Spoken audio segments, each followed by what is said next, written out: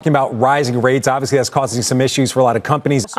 Indications that the Fed would raise rates and have that 10-year go even higher, And right on to what's going on with yields here, because the U.S. 10-year yield briefly topped 4% yesterday. तो आपने कभी सोचा है कि जब भी market में fear आने लगता है या मार्केट बियरिश होने लगता है तो सारे लोग बॉन्ड मार्केट की बातें क्यों करने लगते हैं, specially the US bond market. तो आपने अक्सर ये सुना होगा कि यूएस की treasury bond yield all time high पे पहुंच गई है, इसकी वजह से मार्केट में रिसेशन आ सकता है, मार्केट फियर में है।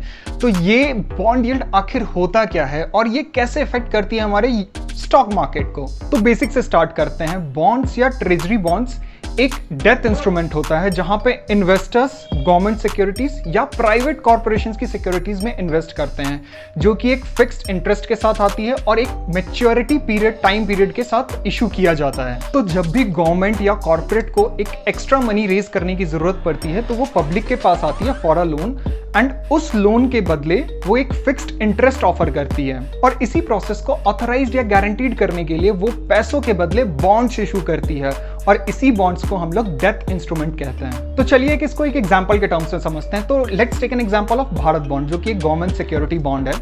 लेट्स से कि उसकी जो इशूइंग हुई है वो आज ही हुई है और आज उसकी जो प्राइस है वो 1000 रुपीज है।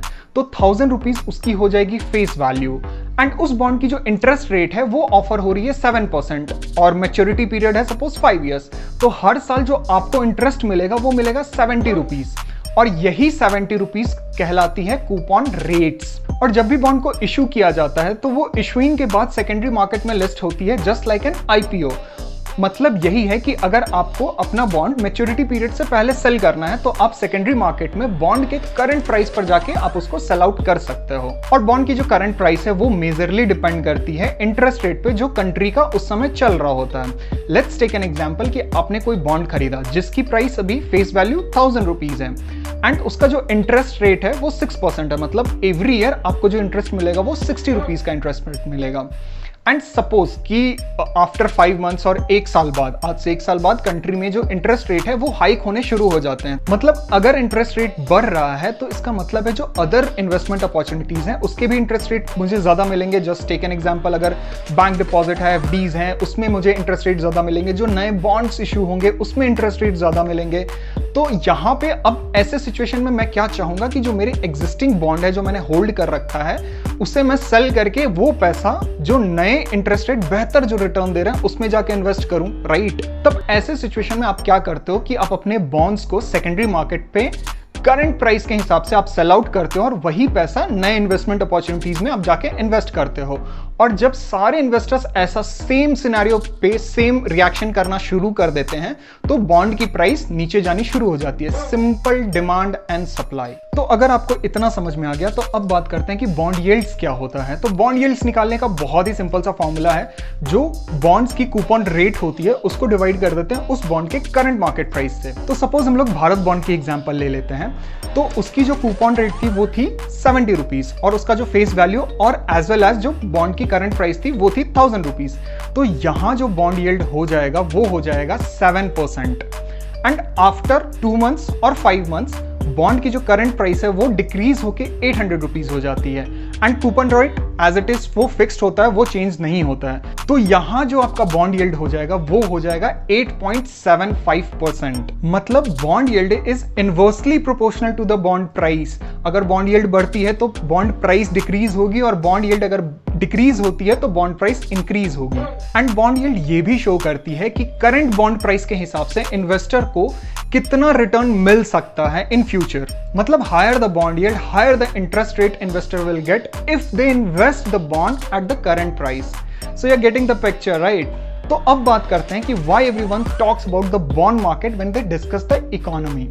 तो according to the securities industries and financial market association 2021 reports, the global bond market valued around $119 trillion.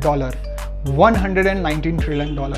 अब ये अमाउंट इतना बड़ा है कि अगर हम लोग वर्ल्ड की सारी जीडीपी को कलेक्ट भी करें ना तो भी उससे कम आएगा, which is around $100 trillion only. And about 39% of this huge bond market consists only US fixed income market. So इसीलिए US bond market में अगर थोड़ा भी चेंज आता है तो उसका इफेक्ट हमारे पूरे वर्ल्ड के मार्केट पे दिखना शुरू हो जाता है। अब ये इफेक्ट सिर्फ बॉन्ड मार्केट तक लिमिटेड नहीं होता है, इसका इंपैक्ट हमें इक्विटी मार्केट पर भी डायरेक्टली देखने को मिलता है। इन्वेस्टर्स अपना इन्वेस्टमेंट फ्लक्चुएट करते रहते हैं between the stock market and the bond market, and specially जो इंस्टीट्यूशनल इन्वेस्टर्स होते हैं। तो इसको ऐसे समझते हैं, जब भी इन्फ्लेशन नॉमिनल होता है और ग्रोथ की एक्सपेक्टेशंस ज्यादा होती है तो इन्वेस्टर्स को लगता है कि बॉन्ड से अच्छा रिटर्न तो स्टॉक मार्केट में मिल सकता है, तो वो क्या करते हैं, अपने जो बॉन्ड्स होते हैं, एग्जिस्टिंग बॉन्ड्स होते हैं, उसको सेल करना शुरू कर देते हैं और उसी को री इन्वेस्ट करते हैं इनटू द स्टॉक मार्केट, जिसकी वजह से बॉन्ड की प्राइस नीचे जानी शुरू हो जाती है, which results the increasing in bond yields. और ये बॉन्ड यील्ड्स तब तक इफेक्ट नहीं करता है जब तक मार्केट में इन्फ्लेशन कंट्रोल है या interest rate central banks hike नहीं कर रही है। और जब भी इन्फ्लेशन हाई होता है तो central banks interest rate hike करना शुरू कर देती है, जिसकी वजह से जो एग्जिस्टिंग बॉन्ड होल्डर्स हैं उनकी जो रिटर्न्स है वो कम लगने लगती है as compare to the current price. और वो क्या करते हैं कि वो जो पुराने बॉन्ड्स होते हैं वो उसको सेल करना शुरू कर देते हैं for the new bonds and new interest rate और बेटर इंटरेस्ट रेट, एंड इसकी वजह से जो बॉन्ड यील्ड्स हैं वो हायर एंड हायर होती जाती है। एंड जब बॉन्ड यील्ड इतना हाई हो जाता है और इन्वेस्टर को तब लगता है कि जो बॉन्ड्स की जो इंटरेस्ट रेट है, जो उनका रिटर्न है, वो इन्फ्लेशन को आराम से बीट कर सकती है या बेटर अपॉर्चुनिटी मिल रहा है उसमें, तो वो क्या करते हैं, वो अपने स्टॉक मार्केट से निकाल कर पैसा वो बॉन्ड मार्केट में इन्वेस्ट करना शुरू कर देते हैं। This is because the bond is the much safer instrument as compared to the equities, especially जो government bonds होते हैं, and this pushes down the stock market further. तो अभी current situation में bond market is going through the unusual phase, which indicates the bad condition of economy. On 23rd September 2022, US की 2-year की Treasury yield 4.266% पर थी, which is 15 years high. वहीं जो long term benchmark है 10 year treasury yield थी 3.826%, which is the all time high of in past 11 years.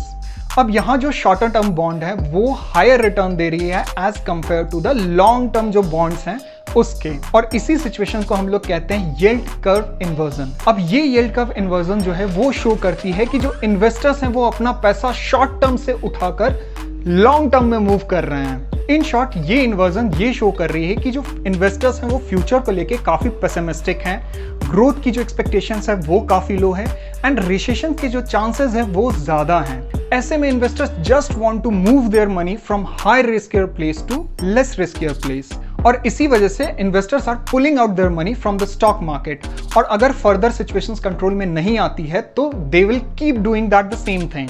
Well the whole economy moves in a circle, जहां हर कुछ एक दूसरे से कनेक्टेड है, and bond market and the stock market are the after effect, जिसके data and performance पे हम ये पता करते हैं कि करंट इकोनॉमी की सिचुएशंस क्या हैं। तो data wise indeed it's showing the science of recession, but governments and their central banks are taking strong steps to make the situations cool down. तो अभी अर्निंग सेशन भी है, तो हमें ये पता लग जाएगा कि कंपनीज कैसा परफॉर्म कर रही है और इकोनॉमी कैसा परफॉर्म कर रही है। तो आई होप आपको अब समझ में आएगा कि बॉन्ड मार्केट क्या होता है और बॉन्ड मार्केट कैसे इफेक्ट करती है हमारे स्टॉक मार्केट को। तो अगर आपको ये वीडियो अच्छा लगा तो hit the like button and support us. Till then thank you and happy investing.